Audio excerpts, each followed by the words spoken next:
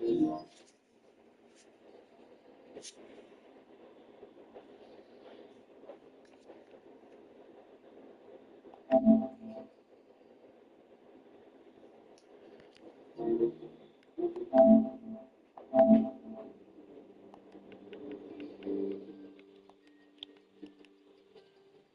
everyone, and welcome back to another episode of Truecrime with Camera Ray. Thank you so much for joining me today. And if you're new to the show, then welcome. I'm glad to have you here. Okay, guys, so I have to be honest. The case that I'm getting into today is going to be hard to get through. It was incredibly hard to research and study for. I'm going to be talking about the murder of 21-year-old Lauren McCluskey and her story and the way that she was failed completely shattered me. It was very, very difficult to work on this, and it's going to be difficult to deliver this episode, but it is so important that Lauren's story is there. Lauren was an absolute person, inside and out. She was talented, she was kind, she was very, very smart, and she was a young woman who really had the whole world at her fingertips. And nobody, including Lauren, could have ever seen what was coming. Lauren was swept off her feet by someone who wasn't who they said they were, and by the time she realized it and broke free, it was too late. And not only that, she was failed at every turn by people who were supposed to protect her and really could have. This could have turned out completely different. And I've got to say, of all the cases that will anger you, leave you feeling frustrated, confused, and just anger at the system, this one is up there.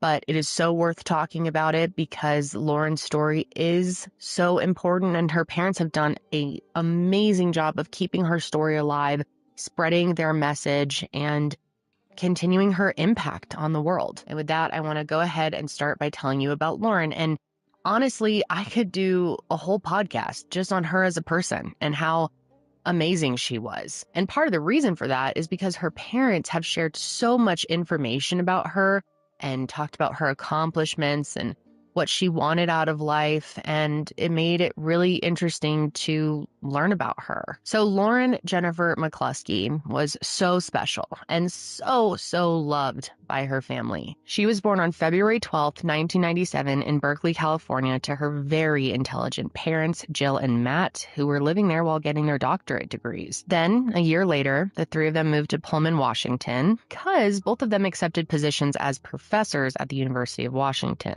And not long after their move, Lauren became a big sister to her baby brother Ryan, completing their family of 4. Now, growing up, Lauren was a lot of things, but one word that just keeps coming to mind when I think of Lauren is talented. From the time that she was 2 years old, she was fearlessly climbing trees, and truly, this kid had determination like no other. She was brave, she was active, full of drive, and although some would describe her as sensitive and shy, her parents explained that that was less about her being quiet and much more about her choosing her words carefully. So even if she wasn't always the loudest in the room, her words always meant something. And I think some of the most special people among us are like that. And oh my God, you guys, this girl was so athletic, so talented. I mean, from the time that she was young, her parents knew that athletics was going to be a great outlet for her. She really specifically got into track and field, and believe it or not, by the time that she was 8, she was already breaking records. And yeah, from what I gathered, track and field really seemed to be Lauren's biggest passion in life, and man, was she good at it. When she was 9, her mom told her that if she qualified for nationals, that she could go. At age 9. And that's exactly what she did. That year, she got 2nd place on the high jump at the Junior Olympic Nationals, which was just the start of her very successful career. And her competitive nature and passion for challenging herself ended up landing her many trophies over the years. She set records in the high jump, the long jump, and the 400-meter run. And through competing nationally, she earned herself the USA Track and Field All-American Top 8 title 19 times. 19 times! Let that sink in. And that's just scratching the surface when it comes to Lauren, because as a freshman in high school, she was the Washington State high school champion in high jump, and she even attended a private boarding school in Ohio called the Spire Institute during her junior year, which combines academics and elite level athletics. And she returned to Pullman for her senior year, where she helped her team win third place overall in the state. Plus, that year, she individually placed ninth overall at the U.S. Junior Championship. So yeah, pretty impressive. But of course, Lauren was so much more than just an athlete. She was also a very good student, very, very smart. She was an amazing friend. She was super, super involved in her community, which I thought was really cool. She volunteered at the YMCA as well as the Special Olympics. And then I loved this, but she often spent time at her local animal shelter socializing the cats to help them become more adoptable. Because we all know cats need a little help in that department sometimes. So as you can hopefully tell, Lauren was just awesome. And because of her accomplishments and because she was so well-rounded, when it came to college, she had a lot of options. But in the end, she decided to study communications at the University of Utah, where she received a full scholarship. Now, her parents were super excited about this choice for many reasons, but a big one is that the university claimed to be super safe. Salt Lake City is also very beautiful, and the opportunities for Lauren to thrive there appeared to be endless. And Lauren wasn't a big party girl either, so they didn't feel like they had a lot to worry about with sending her off to school. So they felt like she was going to be safe overall. Of course, every parent, when their child goes off to college, is pretty nervous, but they wanted to make sure that she had a safe vehicle, of course, a reliable car. So they didn't end up buying her a car. And then other than that, they felt like she was pretty good to go. And for the next 3.5 years, she really did blossom and thrive. Between school and sports and church and her close group of friends, Lauren was doing really well. Her work ethic was admired by everyone around her. Even when things got tough or busy, you would never catch Lauren complaining. She could really handle it all. And one thing that I loved learning about Lauren is that, yes, of course, she's competitive, being the athlete that she was, but she was not really competitive when it came to other people. She was very competitive with herself, but at the end of the day, she wanted everyone to succeed. She was very much a girl's girl and always cheering on her teammates and those around her. I just think people like that are the best kind of people, and I think her close friends would definitely agree. Now, her best friend was a girl named Alex, and they met day one of freshman year as randomly assigned roommates, so really got lucky there. And for the next 3 years, the two of them remained super close. And Alex watched Lauren's life just get better and better. So going into her senior year, Lauren had a lot of hope that her last year would really be her best. She was becoming a lot more outgoing, often doing karaoke and even open mic comedy, which is really impressive to me.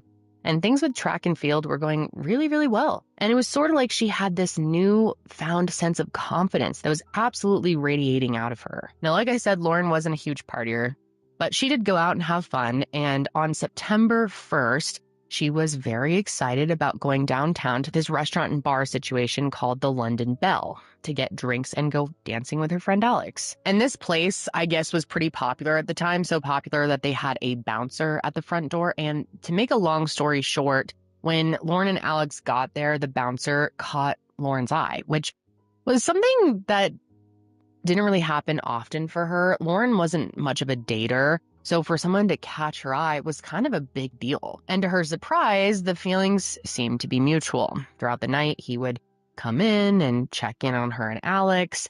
And I guess he was being pretty flirty with her. I mean, at one point, he even came up and put his hands on her shoulder. And at the end of the night, she worked up the courage to go write her number on a napkin and give it to him. And that was pretty bold for Lauren. And she told Alex that she really hoped he would text her, and he did the next morning. And apparently she was all giddy at church, talking about how he wanted to take her on a date that night. So who is this guy? Well, his name was Sean Fields. He was a 28-year-old student at Salt Lake City Community College studying computer science. And he told Lauren that he was working part-time at a local call center and also part-time as a bouncer to help get by. Now, of course, Lauren is only 21 at the time, and 28 was definitely a bit old in her mind, but she didn't overthink it too much. She was really into him, and she agreed to go on a date. And their first date was really what dreams are made of in her mind. And he really, did it up. He brought roses and he took her somewhere very unique. He took her rock climbing at sort of an indoor rock climbing gym situation. And then afterwards, he took her out to dinner where they met some of his friends. And this was really a perfect date in Lauren's mind, getting to do something athletic. You got the roses and everything. She was practically floating afterwards. She liked his friends. She was that happy about him in general. Felt like maybe this is really going to go somewhere. And that cloud nine feeling was there for the next 2 weeks or so. And things really moved fast. Within a week, he asked her to be his girlfriend, and the two of them became inseparable. She and her friend Alex were roommates as well that year. And Alex said that Sean was sleeping over almost every night. And as for her parents, they felt like he was courting her in a very old-fashioned way, despite them feeling a little weird about his age, I guess. But they loved seeing how happy she was. So if you have been listening to my show for a while, you know how much I love our next sponsor, which is Nutrafol, and how it completely transformed my hair. I have recommended Nutrafol to so many friends and families because it is a product that I truly believe in and saw incredible results from. Nutrafol is the #1 dermatologist recommended hair growth supplement brand, in fact, trusted by over 1.5 million people. And you can feel great about what you're putting into your body, since Nutrafol hair growth supplements are backed by peer-reviewed studies and NSF Contents certified, which is the gold standard in third-party certification for supplements. And while many of those supplements out there rely solely on ingredient studies, Nutrafol clinically tests its final formulations to ensure their efficacy using a variety of hair measurement tools. And adding Nutrafol into your daily routine is simple. You can purchase online, there's no prescription required, automated deliveries and free shipping keep you on track. Plus, with a Nutrafol subscription, you can save up to 20%, and you'll have free access to one-on-one naturopathic doctor consults and enter promo code. However, this honeymoon phase, as you could say, turned out to be very short-lived because practically like overnight, Sean just became this manipulative asshole, really showed his true colors. And it sucks because at this point, Lauren was really head over heels for him. He was the super controlling type. He had major trust issues. He wouldn't let her do anything without him. She would have to get permission from him to actually go and do anything that she wanted, which is crazy. And he was dictating even who she spent time with and what she wore. And then even if she followed all his rules and only did things with permission, wore what he wanted, he still wouldn't believe that she was following his rules. So he would make her send pictures of herself to him as proof that she was telling the truth. And he was also that type of person that required her to respond immediately. If she didn't get back to him quick enough, he would freak out at her. So it was to the point where she'd be driving and she'd have to either pull over and text him back or have someone that she was with text him for her. But Lauren really liked him. And when her friends were flagging his behavior as problematic, concerning, Lauren defended him. And she explained that he had trauma from his previous relationships and trust issues, of course, and that he was working through it, so they shouldn't be concerned. That, of course, didn't give them much confidence, though, because clearly his actions were having an effect on her. I mean, it got pretty bad. Lauren wasn't sleeping. She was losing weight. She was sort of like on edge all the time. And it was all signs that something was seriously wrong. And then 2 of her friends got really freaked out when Lauren confided in them that he wanted to take her shooting and to get a gun. And one of those friends was a girl named Diamond, who also happened to be the resident assistant at the campus housing building that Lauren and Alex lived in. And obviously, Diamond, being an RA, had the obligation to report what Lauren is telling her to her superiors. And even though owning a gun in their building wasn't illegal, it needed to be purchased legally. And from the way Lauren was describing it, she was basically saying that Sean was going to just give her a gun. The problem, though, is that Diamond's report fell on deaf ears. She sent an email to her superiors on October 2nd, highlighting some of the concerns that were shared among Lauren's friends, but for the next 3 weeks, she received little to no update on their plans to do something about this. And they even told Diamond that they would, quote, talk about it later, and acted as if it wasn't a big deal. So things went on as normal. That is until a few days later, when Lauren came across Sean's ID. And oh my God, when she looked at this ID, she realized that he truly was not who he said he was. Because according to his ID, his name was actually Melvin Sean Rowland, and he was 37 years old. Not 28, 37. Can you imagine what it would be like to figure out that someone you had been spending time with intimately was not who they actually said they were? What a scary moment that would be. I mean, as you can imagine, Lauren was completely shocked. She's beyond frightened, doesn't know what the hell she's going to do next. But she decided that rather than just confront him about it right away, she was going to do some more digging. And coincidentally, this is right around the time that she went on fall break. And so when she went home, she ended up doing some more research.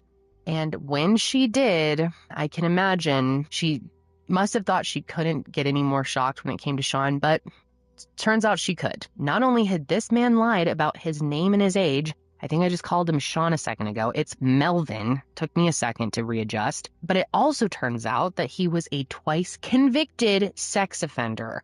And both convictions occurred in 2004. One for enticing a minor and the other for attempted forcible sexual abuse. And when Lauren finds this out, I mean, it takes everything up another level, right? Things were bad before, but now seeing this, she is just devastated, disgusted, and scared. So she shares this information with her mom, and when she does, both of them agree that she obviously needs to end this relationship with him immediately, and she needs to do it somewhere public for her safety. And so her plan was to do it on October 9th. And on that day, she was back at school, but school had not officially started. So she ends up calling Alex to sort of talk through the breakup plans. And Alex advises her not to do it on campus because it's still pretty empty because break's not over. But Lauren ended up not having a choice because that freak was just hanging outside of her building right outside the window. And so she went ahead and let him into the building so that they could talk. And I'm sure a lot of you are wondering why she wouldn't just do this over the phone for her safety, considering everything that he had lied about, how scary of a person he is. But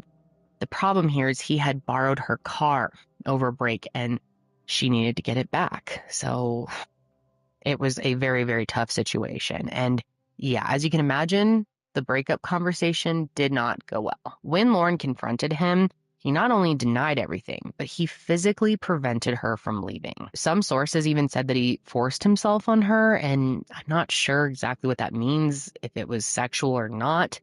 But either way, she was trapped in her place and was scared. Alex had actually called her, and she could tell by the tone of Lauren's voice that something was wrong. But it wasn't until the next day, though, that she learned why she was so scared and how that conversation went. And no surprise here, but this manipulative freak tries to cover his own ass. Melvin tells Lauren that he was forced to plead guilty to the charges and that he was framed, of course. He claimed that he was at a frat party years ago and a girl lied about her age and blah, blah, blah. We've all heard this bullshit story and excuse many times before, right? And in the end of the conversation, Lauren said she felt like the only way she could convince him to let her leave was to tell him that she had track practice and also agree to let him borrow her car again, which I'm honestly guessing she did because she's so young, she's terrified and just desperate to get away from him, especially knowing what he's capable of. And I'm also guessing here, but I think in his sick mind, he's thinking if I can borrow the car again, then she has no choice but to see me again, to get her car back.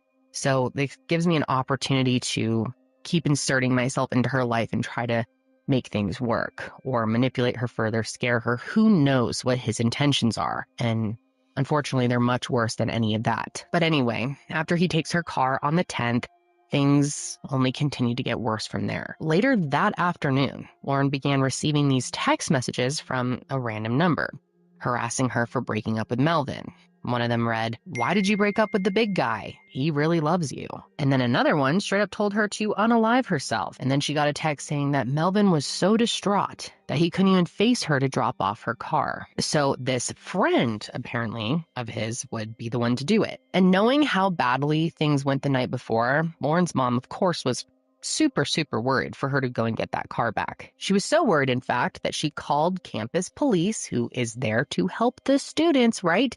And asked for someone to be there while the exchange was happening. University Police National Security, how can I help you? Hi, I would like to request some help from my daughter, who's a student at University of Utah. Okay. What is the situation exactly? What does your daughter need help with? Okay, she was dating someone who's not a student, and he has her car. Okay.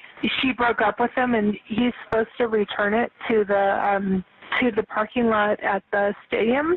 Uh-huh. And I'm worried that he's dangerous. Okay. We can definitely have someone help her out. Can you have your daughter give us a call? Can you guys call her? Yeah, what's her phone number? Okay, so let me tell you just a little bit more. So he was lying to her, Okay. and he's actually a sexual offender. Okay. And lied about his age and things like that. Okay. And then he has her car, and he wants her to return. One of his friends wants her to return the car to the stadium parking lot at 5:00. Since it's fall break, a bunch of her friends aren't there, so I'm worried she's going to go there alone and someone's going to hurt her. And what was her name? Yeah, so she's an out-of-state. Her name is Lauren McCluskey. She was on the track team. She's an out-of-state student, and she started dating this guy there who's like a bad person. Okay. And she found out he's a bad person, and she broke up with him, and he has her car. Definitely. Let me give her a call real quick, and we will figure something out, okay? I don't want her to go there by herself and have like something bad happen to her. Definitely. I will give her a call.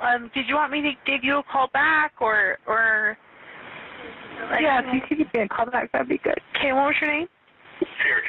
Jill. Perfect. It's going to be okay, Jill. Let me give Lauren a call real quick and figure something out with her, okay?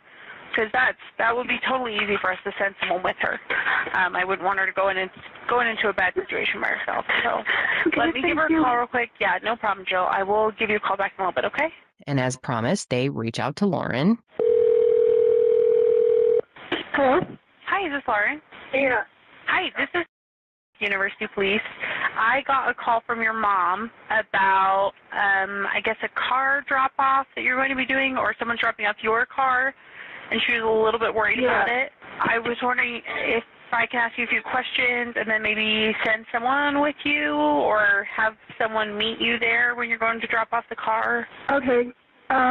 Well, so I think the car will be dropped off. Okay, so she at my said place. your ex-boyfriend's dropping off your car. One of his friends. Yeah. Sorry, he's dropping it off where? Well, at first it was going to be at the stadium, but he was asking to drop it off at my place, so I might just have it dropped off at one of the buildings by mine. Do you live on campus? So, yes. Okay. Do you feel comfortable with him doing that? I know your mom was really concerned about it.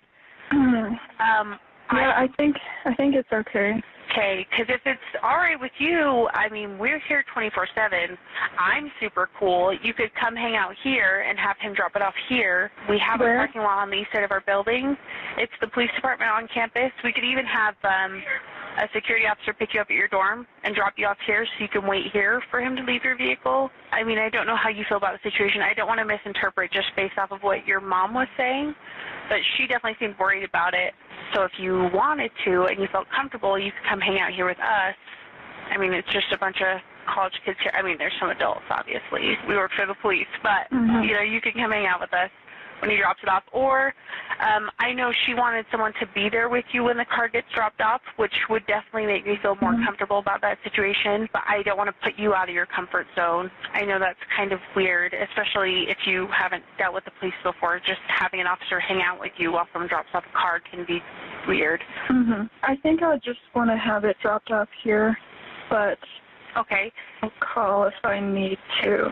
Well, okay. Is it all right if I have a security officer at least in the area when it's getting dropped off in case you need anything? Yeah, that sounds good.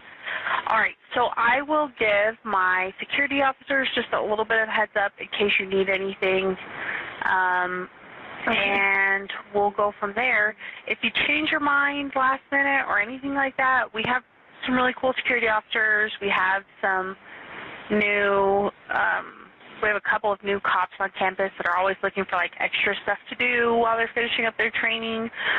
Anything like that, you just let me know, Lauren. My name's and I'll be here until 6 p.m. Okay. So if you need anything, just let us know. Okay, sounds good. Okay, sounds good. Thanks, Thank Lauren. you. Bye-bye.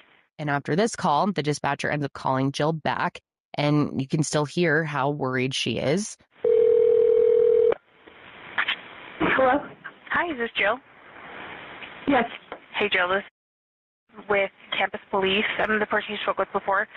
So I just got off the phone with Lauren. I let her know that we had talked about the situation. I told her I thought it might be easiest if she just come hang out with us here at the police department and he can drop off the car here. Because that way she's hanging out indoors with us. I mean, it's good lighting. I don't know how That would be great. That would be great.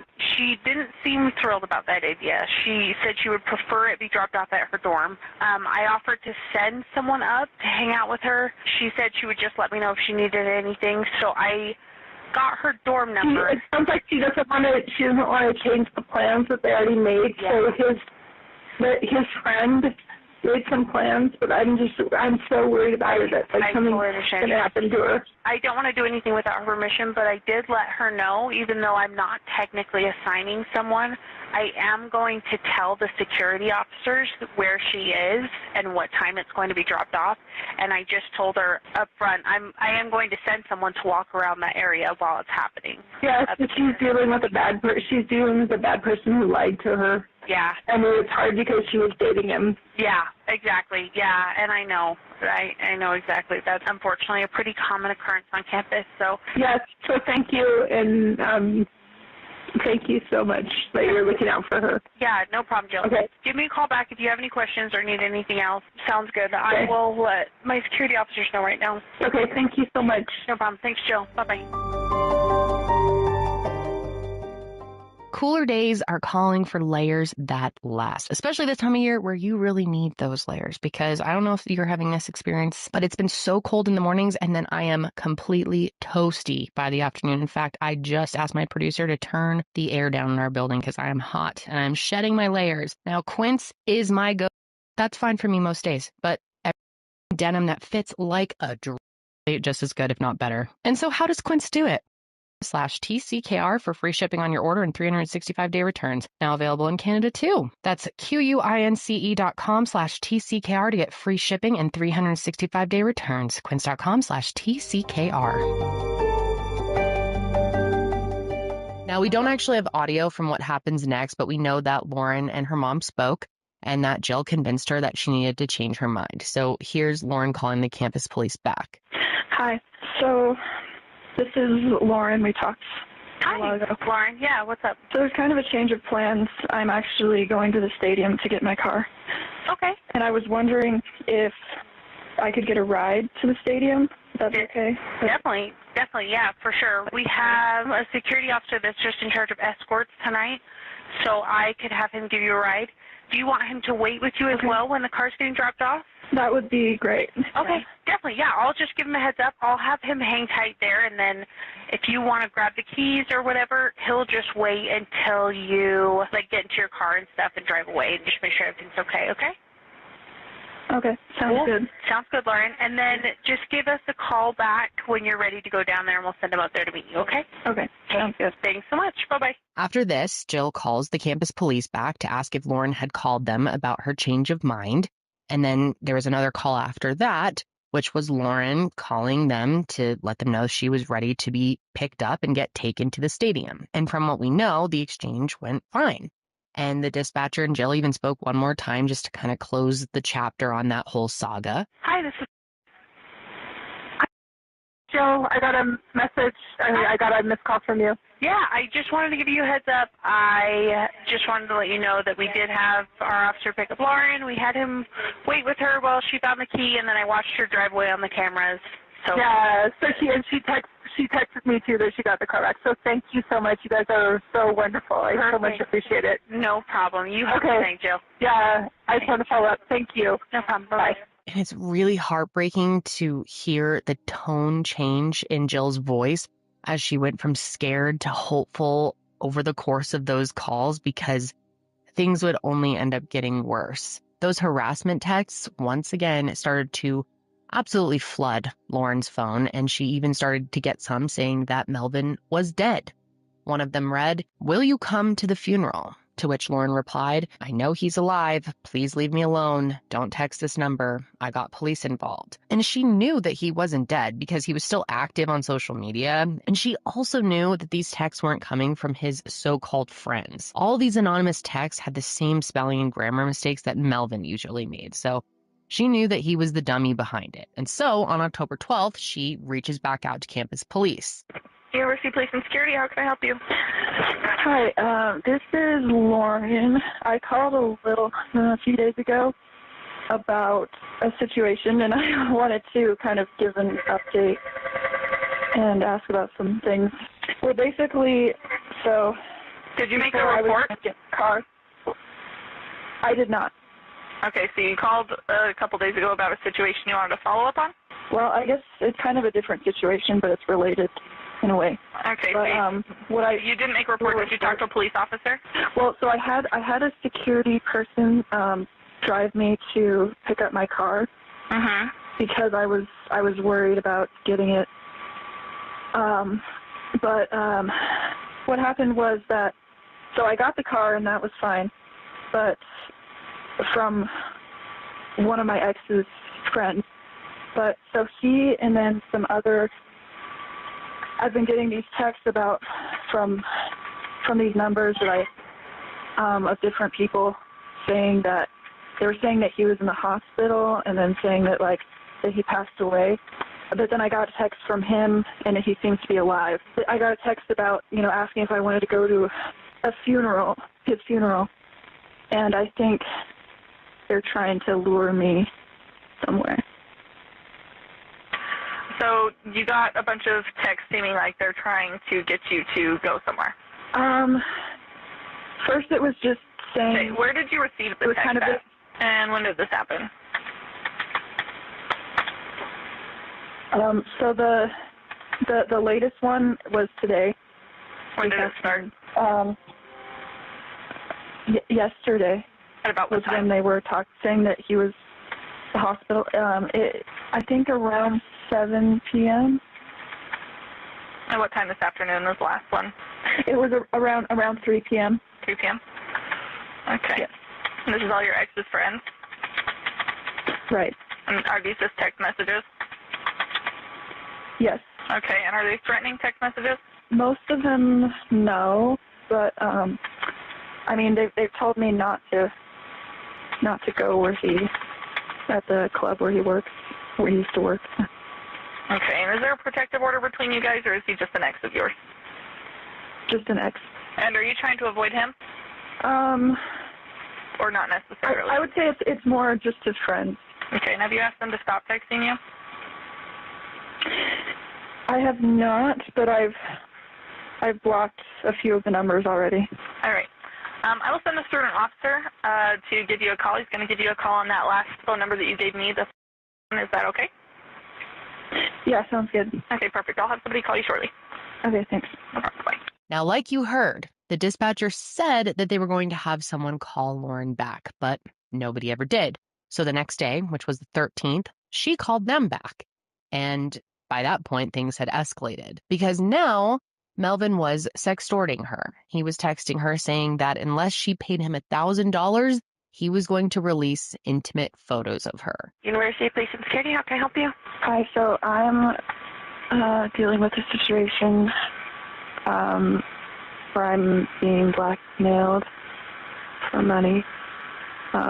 It's so a photo of me and my ex. They're threatening to send it out to everyone. And she's asking for $1,000. And this is over text?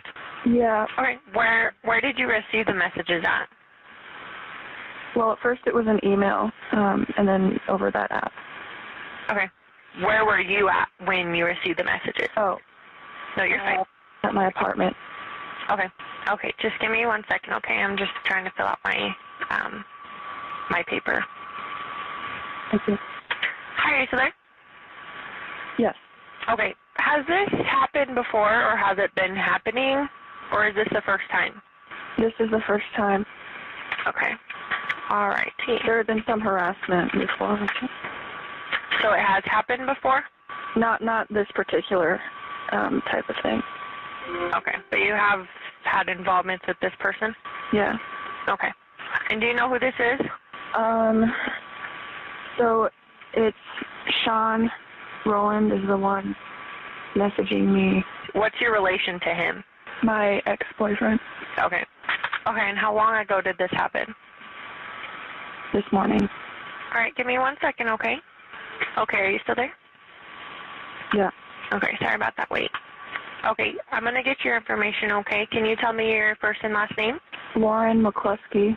All right, so it looks like I have everything. What's going to happen is I'm going to let one of our officers know, and he's going to call you. It may come from a blocked number. Is that okay? Yeah. Okay. All right, that should be happening shortly, okay? Okay. All right, thanks for calling. Thanks. Bye. And the sad thing is, but also so understandable, is Lauren was so freaked out that he was actually going to release these photos that she did end up sending him $1,000. She and Alex also decided it was time to physically go into the campus police station because sextortion is no joke, and they didn't know what to do. They needed help. But sadly, and this is just the beginning of the frustration, but the university police did practically nothing. The girls were introduced to this officer named Miguel Darris, and he took Lauren's statement right there in the lobby. And according to Alex, they were not taken seriously, even though they told Miguel that this monster was sextorting her. Amongst all the other things that he was doing, they were just repeatedly told that it was a scam. Miguel still did write a report, though, and he let the girls know that someone would call them with an update in just a few days. And the delay was supposedly because the detective this case was going to be assigned to, Kayla Dalliff, wasn't in office. But since Lauren was worried for her literal safety, she ended up just calling Salt Lake City Police that day, too. However, they told her that it was the school's jurisdiction, and they rerouted her call back to campus police. Okay, so I opened up your call from yesterday. Is that correct? Yes, you did. Okay. All right. What's going on? Well, I came in earlier today, and I filled out a report for the You came into our building? Yes, I did. Okay. I called 911 because I was just concerned, and I wasn't sure. I thought it might help speed things up. I don't know. Yeah, that totally makes sense. Okay. Yeah, if you call 911, the call will just come back to us and do the exact same thing. Okay. Okay, so... Do you know when an arrest would be made? You can talk to an officer if you want. I can arrange that if you want that. Okay. Yeah, that sounds good. Okay, is that all you're wanting to know? Or did you want to add more onto your report? That's all. Okay. Give me 1 second, okay? Okay, thanks. Okay, so I got my officer. I believe he's the same one that took the original report yesterday. So he's going to give you a call, okay? Okay. All right, thanks for calling. Thanks.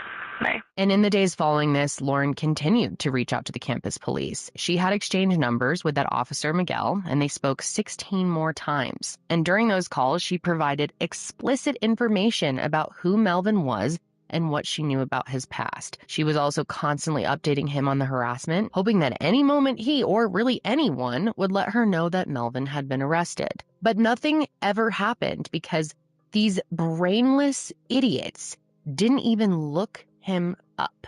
And apparently, they said that at one point they did look into him, and they told Lauren he, quote, seemed like a good guy because he only had one traffic ticket on his record. Well, that doesn't sound right, does it?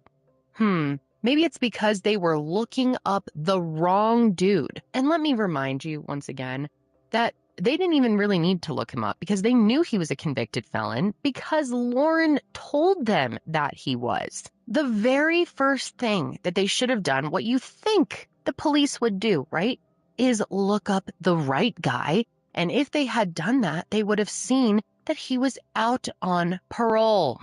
That's right. I will 100% be getting more into that later. But for now, Melvin was out on parole when all of this happened, and had one single person looked into this for more than a second, they would have been able to just take his ass back to prison. Nothing else would have happened. But they didn't, of course. And that's unfortunately why I am here telling her story and why all of her loved ones and family have to live without her. So now, as you can imagine, Lauren is feeling completely defeated and terrified because nobody seems to give a shit. No one seems to care. No one seems to want to do anything about this. No one seems to be taking it seriously at all. And she was even told that the detective taking her case wouldn't be back in town until October 23rd, so she would have to wait longer than she already was. And what's so sad is she ended up telling her mom that she felt like she was bothering the police. And the fact that she is such a sweet person that even crossed her mind is heartbreaking. But I can see after being gaslit by them and made to feel like she's making this into a bigger deal than it needs to be, and he seems like a nice guy, I can see how she would end up feeling like that.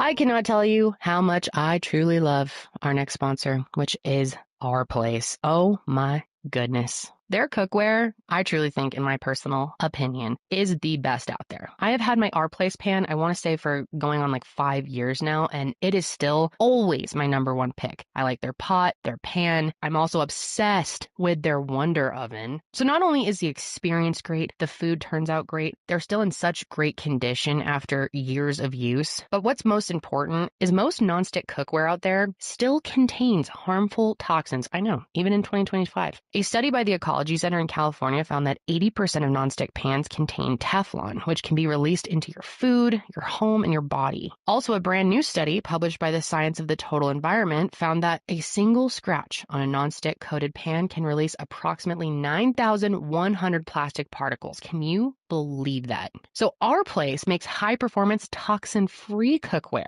Their products are made without forever chemicals like PFAs and PTFEs, so you can cook confidently without wondering what's in your pan, except for what you're cooking. And Our Place's cookware set will upgrade your kitchen in one fell swoop. With just 4 pieces, you can sear, saute, fry, bake, boil, roast, steam, and more. So stop cooking with toxic cookware and upgrade to Our Place today. Visit FromOurPlace.com/TCKR and use the code TCKR for 10% off site-wide. With a 100-day risk-free trial, free shipping, and returns, you can experience this game-changing cookware with zero risk.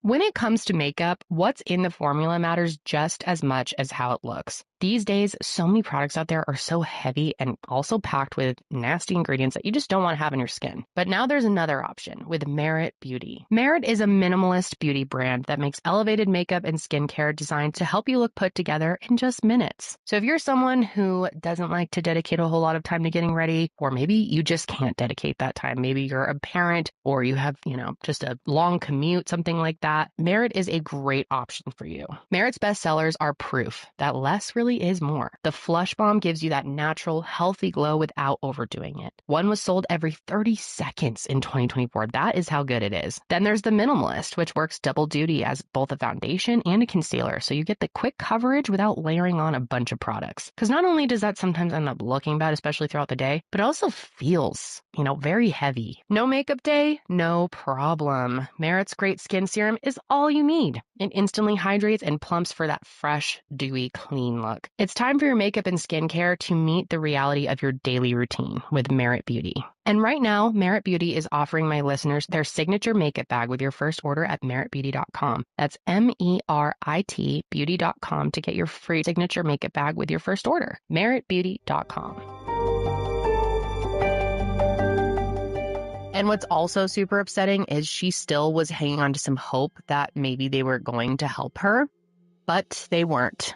And his behavior only started to escalate from here. It was later learned that on October 19th, Melvin could be seen lurking outside of Lauren's place wearing a Deadpool Halloween costume, which when I first saw the video footage of this, the pictures, I just had chills. It is so creepy. I know it was close to Halloween, but the fact that he was wearing this like 12 days or so before Halloween is just so eerie. The cameras pick him up outside of her place only a minute after she went inside, and she was totally unaware that he had been following her. And she also didn't know that he had accessed her email and was reading her communication with the police.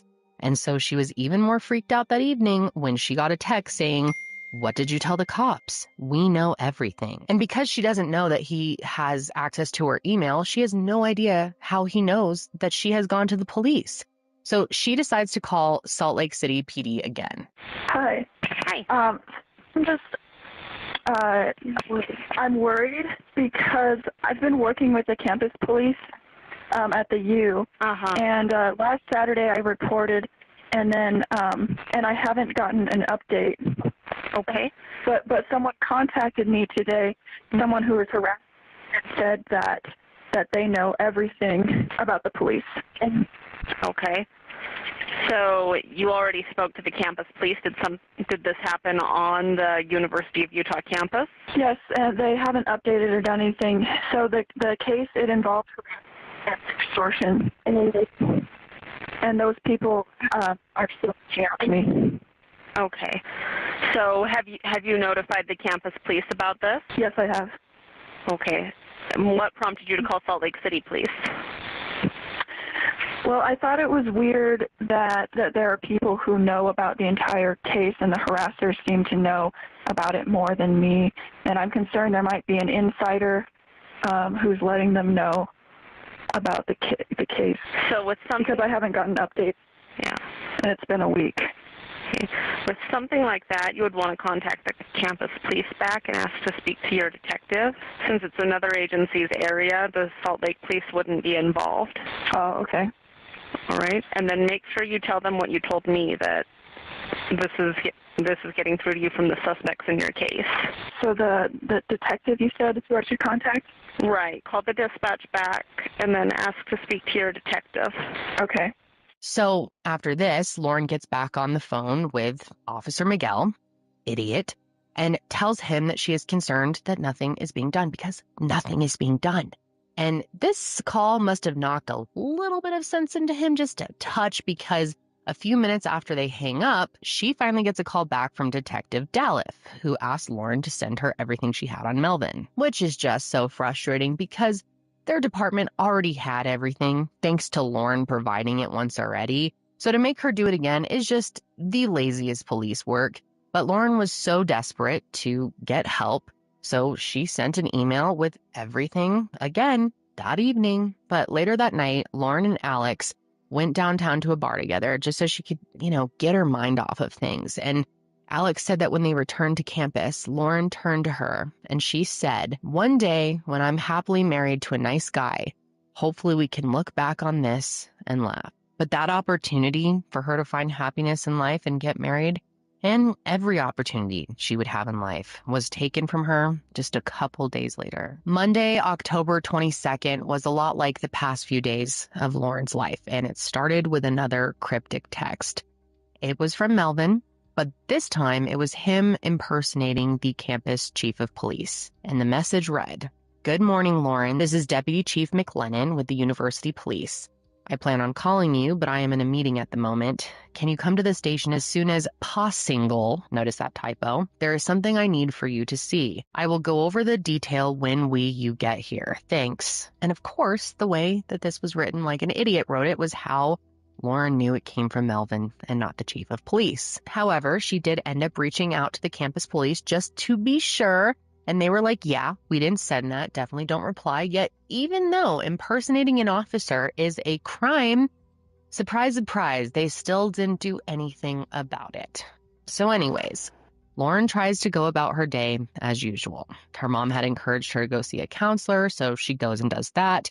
And then she also goes to practice that afternoon and then to her night class. Little did she know, though, Melvin could be seen on security footage stalking her all day, both on foot and in a borrowed silver Buick. At 10:16 a.m., we can see him walking through the same building that she was in only an hour before, and later he was seen entering her dorm carrying a small black bag. And he was able to get in and out because he had befriended some of the other students who lived there, and they would just let him in and out. And one of them even said later on that when he let Melvin in that day, he'd shown him what he had in that bag. And I'm sure a lot of you probably can already guess what was in that bag. It was a gun. And since he manipulated this student so much, he didn't seem concerned about it when he showed it to him. So Melvin was free to come in and out of the building with a gun. And the last time that he was seen leaving her dorm was at 8:10 p.m., which happened to be right around the time that Lauren was leaving her class. And as she made her way home, the unthinkable happened. And you guys, I just have to say, before we even get into this next part, the next part of Lauren's story is truly one of the most disturbing things that I have ever heard. And I've obviously covered a lot of cases. This is just, hard to even put into words how horrible things ended for Lauren. So she was on the way back to her dorm and she decided to give her mom a call. And I'm so happy that she did. And I'm also so happy that this call, for the most part, was a happy call because she didn't want to dwell on what had been going on. So the conversation was pleasantly uplifting, I guess you could say. She sounded really happy about the quiz that she had just taken, and she planned on turning in an assignment online as soon as she got home. And her tone was honestly everything that Jill had missed hearing in her daughter's voice as of lately. And I'm so happy that she got to hear that tone from Lauren again. And her dad was actually in the next room over just doing yoga. And obviously he's trying to get in the zone. So he said that he almost told Jill to turn her speakerphone down, but something in him just paused. He didn't want to interrupt what seemed like a great conversation. Now, as this conversation is coming to an end, Lauren tells her mom, "I love you," just like she always did. And then before they got the chance to hang up, Jill heard her daughter say 3 words that I'm sure will never leave her memory. And her dad heard them too. They heard no, no, no, no, no, no. And right then and there, just outside of her dorm, almost to safety, Lauren was abducted. And the entire thing was heard by her parents. And I truly can't imagine what it would be like to hear your child in distress like that. No, there's nothing you can do. You're over the phone. And that's the last time that you'll ever hear their voice. That is just so torturous, something that no parent should ever have to experience. And during her struggle, her phone and backpack both fell to the ground. And they're just listening to all of this. And at first, they didn't know what to think. Her dad said that at first he thought maybe she had been in a car accident, but as they're yelling her name through the phone repeatedly, they realized that she wasn't there and she had been taken. And of course, because they knew what was going on, they knew exactly who took her. And Jill said that she instantly had flashbacks to a moment years prior when her son was rushed to the hospital after he suffered from a ruptured brain aneurysm. And he was so close to dying, and now she realized that once again she's in that position, and Lauren was too. So they didn't want to hang up the call. So Matt grabbed the landline and he called 911, who then transferred his call to the university police. And during their call, someone actually finds Lauren's backpack and phone just lying there on the ground. Take a listen. Hi, my daughter, Lauren McCluskey, was talking to her mom, and then she just started saying, no, no, no, no, no. And it sounded like someone might have been grabbing her or something. Okay. How long ago was this? This was just 2 minutes ago. Did she live on campus? Yeah. Okay. What's her name? Lauren McCluskey. And you said the phone line went dead? Yeah, the phone line went dead. Okay. Have you tried calling her back? No, I'm sorry. The phone is not dead, but we can't. She must have dropped it, and the phone connection is still here. She was walking from GC 1570. What's your name? My name is Matt McCluskey. All right.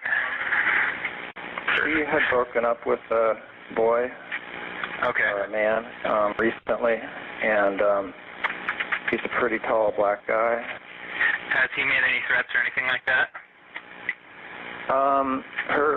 His friends were kind of harassing her a little bit. Well, they were. The campus police were involved with that. Yes. Okay, I have an officer right here that dealt with that. Let me talk to him for 1 second. I'll be right back on with you, okay? I'll still be able to hear you, but you won't be able to hear me. All right, Matt, are you still there? Yeah. Okay. Oh, someone's talking on her phone. Hello. Hi, I have a backpack and I need a phone. Okay. Could you just stay there? I think she was mugged. Is she okay? I was about to call the cops. I'm talking to the cops. Okay. Now, but maybe Somebody found her backpack. someone picked up her phone and backpack. I'm trying to get a good location. All right, where is that backpack out? Can you get a location for me? Yeah. I'm coming at your campus by storm. Hi, Matt, are you there? Yeah, I think they're pretty, Right by her apartment. it's right by her apartment. Yeah, if she could call us directly, that would be awesome. I'm going to let you go, and if you hear anything else, give us a call back, please. Okay. Then, not long after this call, Matt also called the Salt Lake City police. Hi, my name's Matt McCluskey. My daughter is Lauren McCluskey, and she went missing tonight, and we reported it to the University of Utah police. She's a student there. Uh-huh. And I just want to make sure that you guys know about that. So we wouldn't really need to, other than her being listed, she would be listed as a missing person on the national database if you made a missing persons report. But Okay. Otherwise, I mean, Okay, there's not anything else. So this is okay. So this is more than that. She was abducted while we were talking to her on the telephone. Okay. So we heard her being assaulted, and we called the University of Utah campus police, and I'm just calling you to let you know that this just happened like an hour ago. And it's not just she went missing. Was it they were in the Buick Lancer? Could you please say that again? Was it that they were in that silver Buick Lancer? I don't know anything about a silver Buick Lancer. Okay. Yeah, university let us know about it. We had our units. We notified them as well. Okay. Okay. Thank you. All right. And I'll be so honest, that operator pissed me the fuck off. And I know you guys agree with me. That man's daughter was just abducted while he was on the phone with her. He hears the whole thing and he showed no sympathy whatsoever. Why would you even get into that position, that occupation? Why would you dedicate your life to helping people, to being a dispatcher, if you just don't give a damn? It blows me away. And as far as I'm concerned, every single person involved in this case in the position of law enforcement should be absolutely ashamed of themselves, other than the person, the first operator that helped Jill and Lauren during the whole car exchange. Everyone else, though, prime examples of terrible law enforcement and how not to handle a case. The exact opposite of what anyone would want or expect. Anyways, while all of this is going on, Matt and Jill are hanging on to hope that at any moment they're going to get a call saying that Lauren was found and that she's safe and that she's alive. And while they did get a call later that night, it was too late to save her. Lauren's body was found in that silver Buick in a campus parking lot with 7 gunshot wounds. Her parents received the call at 9:55 p.m., and it was Lauren's coach who broke the news. And Matt says that that moment was like being hit with a baseball bat. The footage has thankfully never been released in full, but investigators say that they were able to obtain footage of Melvin lying in wait for Lauren, proving that he was the one who was responsible, which was very obvious right away, clearly. But the important thing now was to find him. And by this point, campus and citywide alerts had been issued, and there were several hours where nobody knew where he was. Or I guess I shouldn't say nobody, because surveillance video shows that after killing Lauren, Melvin left the parking lot and headed towards a light rail station on campus. And from there, he can be seen getting picked up in a Hyundai Sonata. And get this, it turns out that his getaway driver was actually a woman he met on a dating app, which is very on par for Melvin and how he operates. And just to be very, very clear, this woman had no idea that he just killed someone. He had actually previously messaged her, seeing if she wanted to meet up that night, and he had timed it with when he was going to be fleeing the scene. So after she picks him up, the two of them head back to her place for a little bit, and he showers while he was there, trying to get all the evidence off, clearly. And he eventually asked her to drop him off at this coffee shop, and it was only then that she realized what happened and who this guy was. And she actually drove right to the police station that night, and she told them that he told her his name was Apollo, which is also very on brand for Melvin. And she also said that her phone was blowing up from all these alerts, and every time she tried to look at them, he acted super weird. And I'm so glad that she was able to figure out who he was and that she came forward with that information, that she went to get help and explain to the police what she had just experienced as soon as she could versus, I feel like some people would want to go home and not want to get involved any further, but she did the right thing. And because of that, police were able to get a better idea of where he was. But unfortunately, they still were not able to get to him in time because around 1 a.m., after spotting Melvin and briefly chasing him, he ran into a nearby church and shot himself before they could make an arrest. Now, obviously, I will be touching more on Melvin later on, but for now, I just want to talk about Lauren.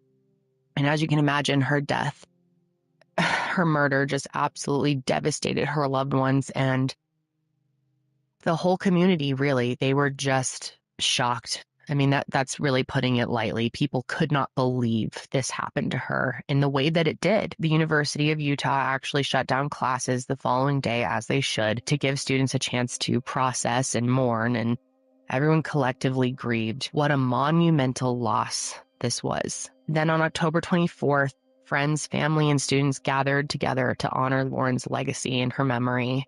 And there were hundreds of people there to show their support. And in the photos, you can really see in their faces how distraught and broken everyone felt. Lauren was really a fixture of her community, and without her, nobody would be the same. I'm not sure if I can put them in this episode.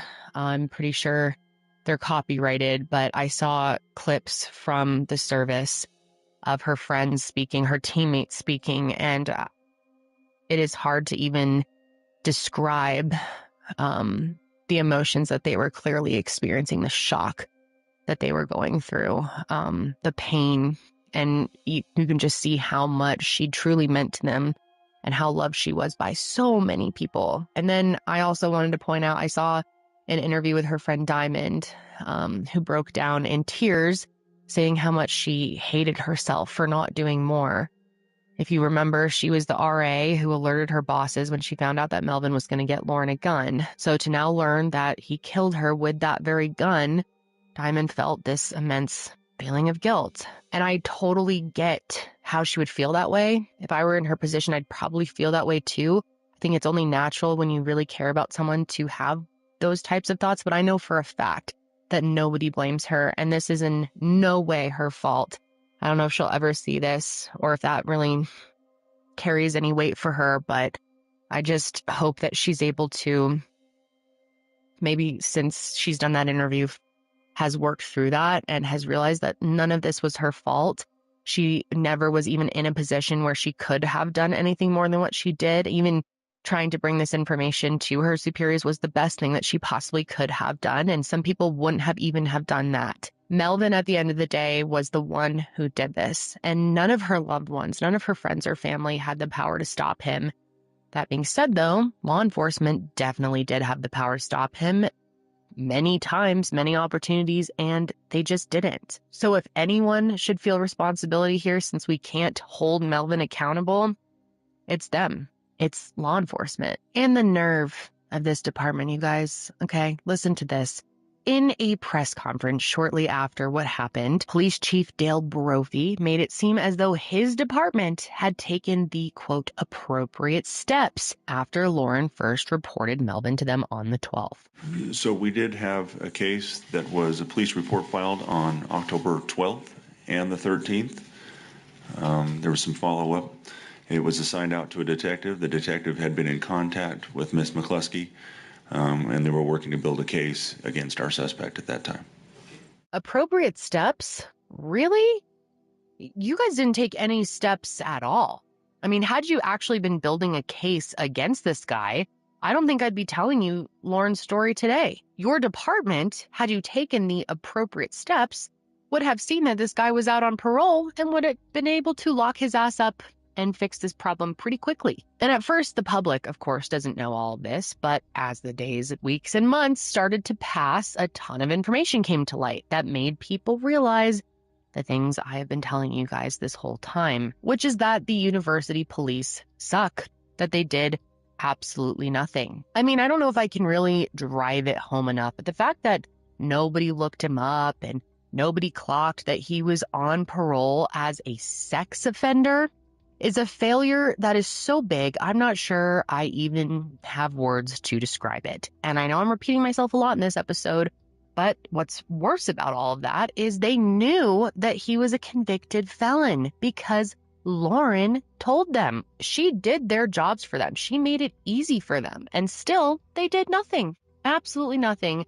And for whatever reason, which I will never understand, they acted with zero urgency, zero concern for her safety. And boy, was everyone in the community super pissed when they all realized this. And this wasn't shocking when I first found out, but turns out multiple people actually came forward, multiple women, saying that Melvin had conned them too, which just goes to show you how big of a threat this lunatic actually was. And because the failures here were so blatant, 2 independent investigations ended up being commissioned. One by the State Department of Public Safety, which focused on his history with the criminal justice system, and the other was an independent review that the school requested to look into their internal failures. So let's get into Melvin's criminal history here for a second, because it's horrible.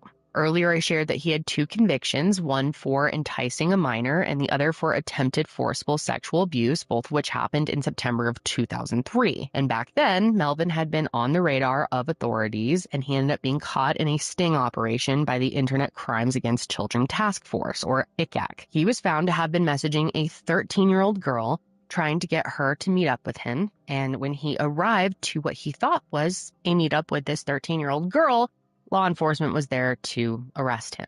And during their investigation, they also learned that 2 days prior to that incident, he raped a 17-year-old girl in her home. So in March of 2004, he pleaded guilty to those charges and received a sentence of 1 to 15 years. There was also another woman who later came forward and said that he raped her, and one more who had a restraining order against him. And at the time, he was living in Salt Lake City and had very briefly been enrolled as a student at the University of Utah. Now, I could go into his whole childhood, his whole background and history and whatnot, but I really don't want to waste that much breath on Melvin. He's such a disgusting human, and it's, at the end of the day, it just feels like, what's the point in talking about this guy any more than we have to? But anyway, 8 years into his sentence in July of 2012, he was granted parole for the first time. And he was actually up for it earlier than that in 2010, but he wasn't granted it because he had failed to make progress in an offender program that he had to be enrolled in. Though this time, in 2012, it was granted, and we actually have some audio from it. Now, I'm going to play some of this audio, a condensed clip, where you can hear the judge talk about his absolutely vile behavior. And you'll even hear Melvin say some disgusting things about the sheer number of women that he claims he victimized. And I believe it.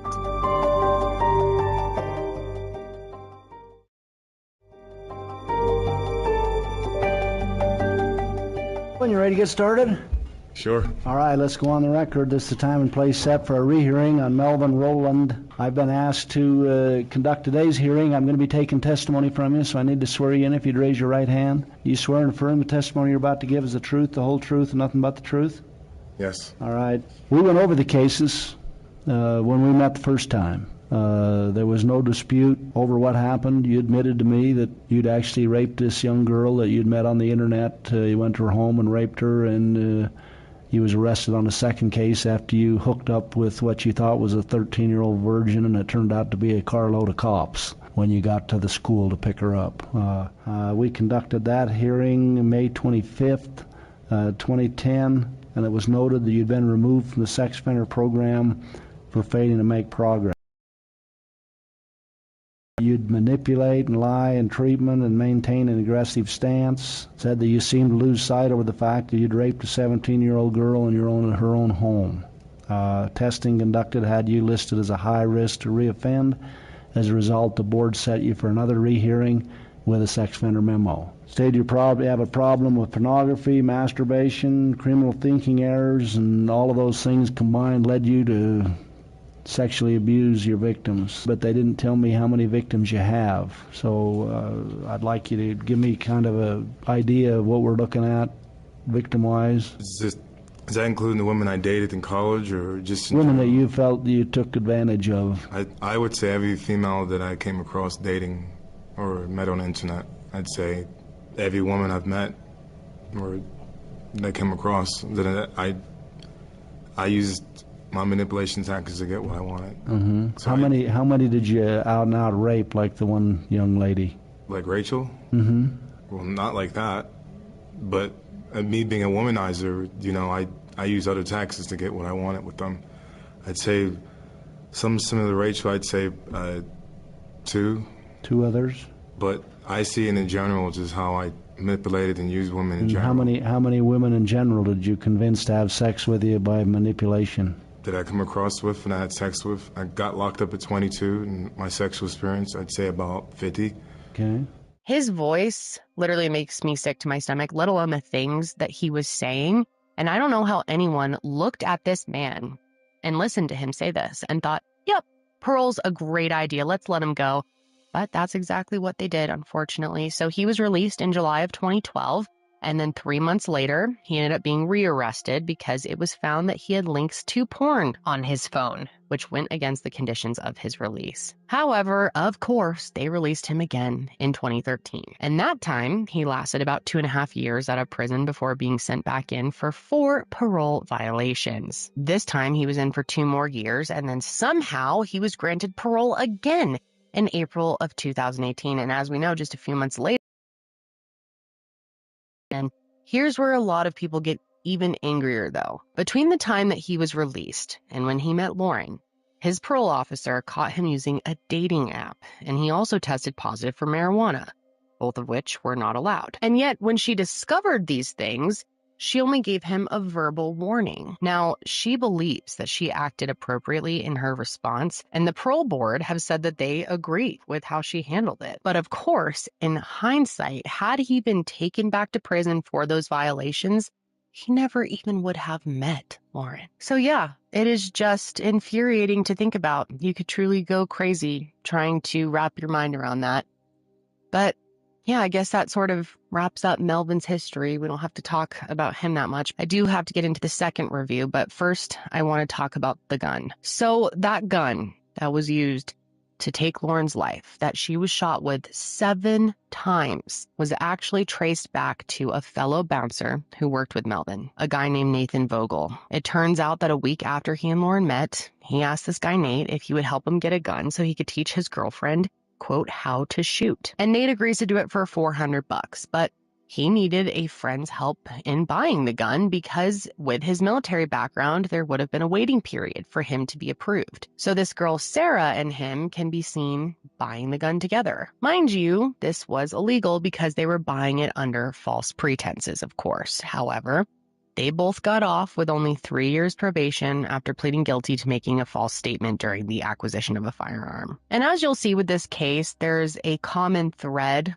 of people not really being given any consequences for what they have done, which brings me to that second independent review. Now, this review was commissioned by the school, and I'd be here all day if I went through it piece by piece. But to summarize it, it basically said there were problems both systemically and individually that resulted in Lauren's death. However, a lot of people, including myself, feel that it was very lenient on the school's wrongdoing. In fact, in a December hearing where the university's president, Ruth Watkins, gave a speech about its findings, she said that it, quote, didn't offer any reason to believe this tragedy could have been prevented, which is, I think, the biggest slap in the face she possibly could have given Lauren's parents.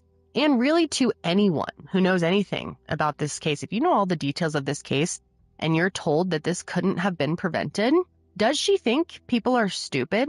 Does she think Lauren's parents are stupid? That is so unbelievably offensive that I can't believe she even had the nerve to utter those words out of her stupid mouth. How can you stand there and say this couldn't have been prevented? Are we hearing about the same case here? Are we hearing the same details? This case, literally at every single turn, could have been prevented if even just one person did their job correctly. That would have been nice, right? This statement is a obvious and pathetic attempt at distancing the university from fault. And it was a horrible, weak attempt, if you ask me. I don't know what she thought she was doing here. I mean, sure, Melvin, of course, did most of the wrong here, but the university 1000% has to take responsibility too. That being said, though, the review did provide 30 recommendations for improving policies and whatnot around campus to prevent tragedies like this from happening in the future. And I'll be sure to link that report and the recommendations in the show notes of this episode. And I will say most of these recommendations have since been implemented, which is great. I mean, for example, a victim advocate was hired for the university and a bunch of new training and safety protocols have been established. And then another thing they did was they actually consolidated night classes. So not only are their night classes now centralized to the same part of campus, which prevents students from walking alone, but these areas are now more heavily patrolled. And again, these are just a few of the changes that have been made. There was also another interesting article from the Salt Lake Tribune about some of the other changes, and I'll link that for you guys to check out as well. And as happy as I am that these changes have been made, as great as it is that these changes have been made for the safety of all future students, it doesn't change what happened to Lauren. Lauren is still gone. And I just don't think I will truly ever get over the fact that no one looked into Melvin. It would have been so easy to do, and to make matters even worse, if that's even possible, that officer, Miguel, my God, I'm going to get so mad at this part. He said he wasn't worried for Lauren's safety because she never told him she was afraid. And she also never mentioned domestic violence, which I don't really think I need to point out why that is so offensive to say, why that makes absolutely no fucking sense. I mean, she legitimately told him that he lied to her about being a sex offender, lied to her about his name and age, and also lied to her about the fact that he had a history of sex crimes. In what world does that not make him a threat to her safety? It's pretty obvious, dude. Like, what are you trying to say here? Now, he has since apologized for not doing more, but in an interview I saw where he was giving that apology, he also defended his actions, so I don't think his apology means shit. At least it doesn't mean shit to me. When he was asked why no one at the station actually went to interview Melvin about the blackmail, Miguel said that they weren't sure if it was even him doing it, despite the fact that Lauren told them that Melvin was behind it on October 13th. That's the same day she gave a written statement where she literally wrote down that his phone number appeared in one of the messages asking for $1,000. And apparently after she sent him the first $1,000, he asked for a second $1,000. Yet he tried to say that they weren't sure. Make it make sense. And Miguel also tried to pass blame onto other people, saying that all he was trained to do was pass information on to the detectives and that he wasn't trained on how to look into someone's parole status. Absolutely pathetic. And even if that were true, ask someone to do it for you, fucking moron. And that's not even the worst of it. There is a reason that I am going this hard on him. It gets worse with Miguel. And this is, oh my God, if you're not pissed off already, get ready to be, because this Miguel guy was found to have been sharing Lauren's private photos, the ones she brought into the station that Melvin was extorting her with other people. That's right. This clown Miguel was literally looking at her private photos all he wanted to and sharing them with his sick little friends. I'm not even kidding. This really happened. She sent him these photos in confidence because he's a police officer and she trusted that they were in safekeeping. But no. An internal investigation found that after he forwarded them to Detective Dallas, he also privately shared them with other officers. And maybe you're someone who's thinking, he probably did this for investigative reasons. There's got to be a reason for it. He wasn't just enjoying them. No, he was straight up bragging to other officers that he had her private photos and that he could look at them anytime he wanted. He was quite literally re-victimizing the victim, and he faced no consequences for this. Are we shocked? No. Are we disgusted? Absolutely. And this is so disgusting, but her parents wanted him to be held accountable, wanted him to be prosecuted, of course, but they were told that since Lauren was dead, she didn't experience any harm from it, so they couldn't do anything. And, of course, he denies that it ever happened, which I do not believe this man at all. I 100% think that he did exactly what I just explained. And yeah, him denying it is on track with everything else that he has said previously that we're able to prove that he's lying about. And I'm sure you will not be shocked at all to hear that punishments for other people in the department were also lacking. University President Ruth Watkins didn't fire anyone directly as related to this case, but over time, a lot of the people involved ended up resigning, including Deputy Chief Rick McLennan, Police Chief Dale Brophy, Officer Miguel Darras, and later down the line, Ruth Watkins herself resigned as well, as they should. And because there didn't seem to be any consequences for anyone involved, especially right off the bat, Lauren's parents decided to sue the university for $56 million. That lawsuit was announced in June of 2019, but of course, it was never about the money for them. It was about reclaiming power in a time where they felt powerless. And I, for one, am so glad they did this. And really, their ultimate goal was to set off a chain reaction to improve campus safety, not only at the University of Utah, but nationwide. They believed that a lawsuit of that size would force insurance companies to push universities to reform, to avoid having to make big payouts like they had to do in this case. Now, unfortunately, they didn't win the full $56 million, which was a long shot anyway, but 2 years after her murder, Ruth Watkins announced that they would settle for $10.5 million, which is still massive.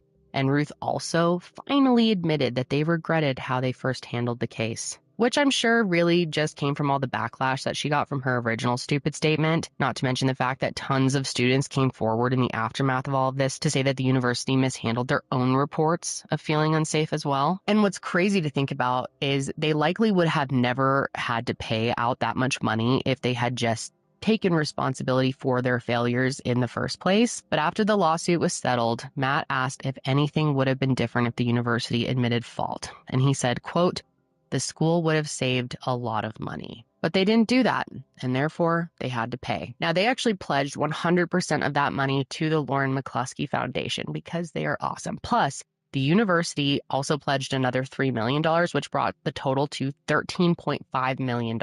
That's right, guys. As I mentioned in the beginning of the episode, they did create a foundation in Lauren's honor, which is just so awesome to see. And I'm excited to tell you more about it because the work they're doing is fantastic. So the Lauren McCluskey Foundation has 3 big pillars: improving campus safety nationwide, animal welfare, and amateur athletics. Of course, 2 of those things played a very important role in Lauren's life, so it only made sense that they were included in the focal point of the foundation. And then improving campus safety was a super big part of their mission. One of their goals is to transform campus safety nationwide by promoting awareness, research, and resources to effectively respond to dating violence and stalking. And part of how they're accomplishing this is through Lauren's Promise. This was Jill's idea, and it's a campaign centered around a single promise, which is, quote, "I will listen and believe you if someone is threatening you." And to take part in this campaign, hundreds of schools and teachers around the country are pledging to put this promise on their syllabus.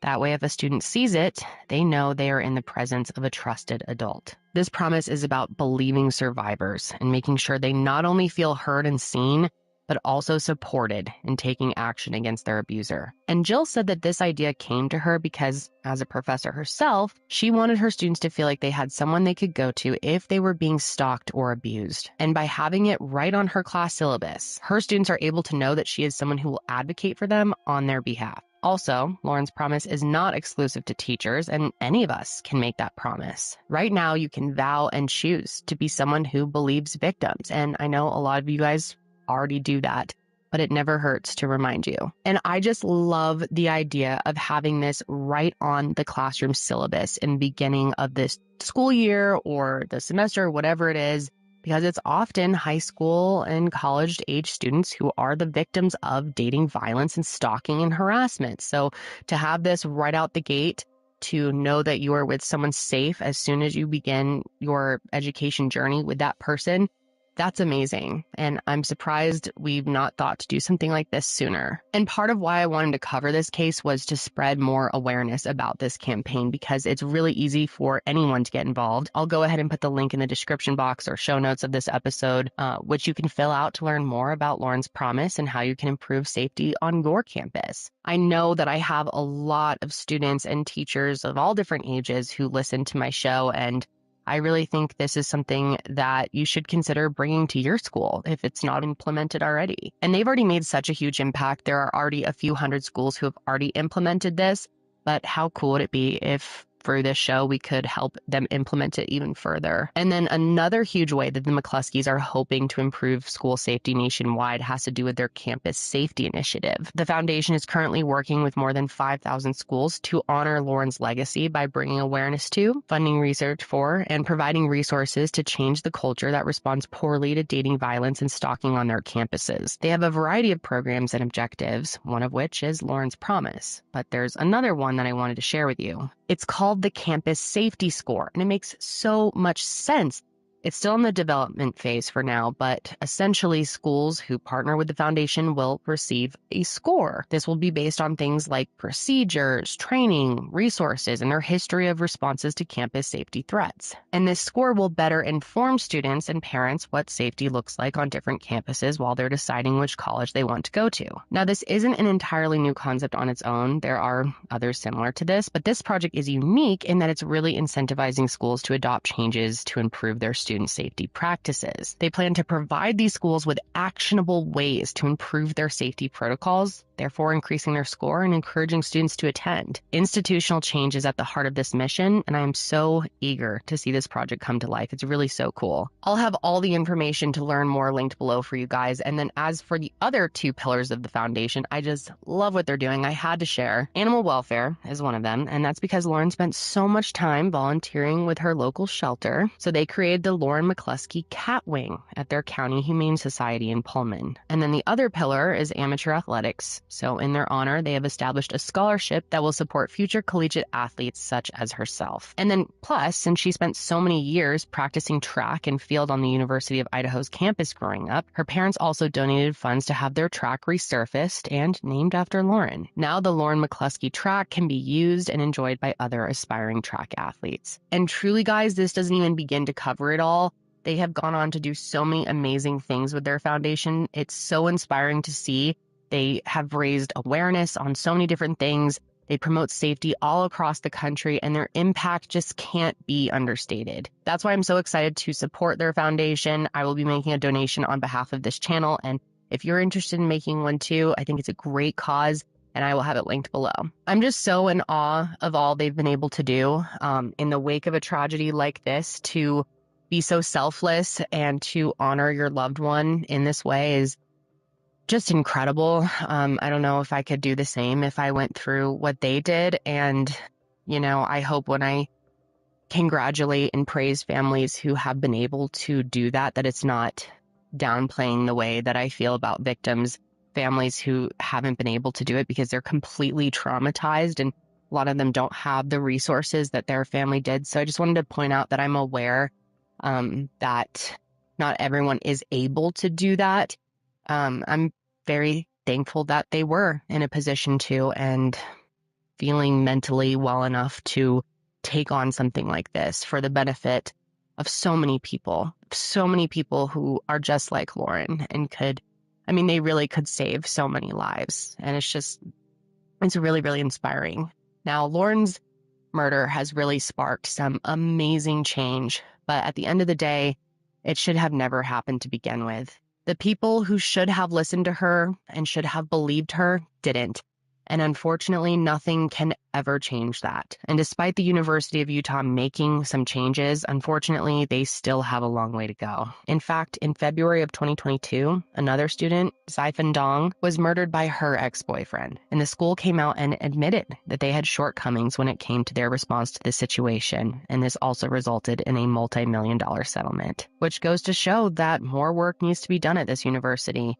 And honestly, so many others across the United States and the world. These are not isolated events. And unless all of our schools start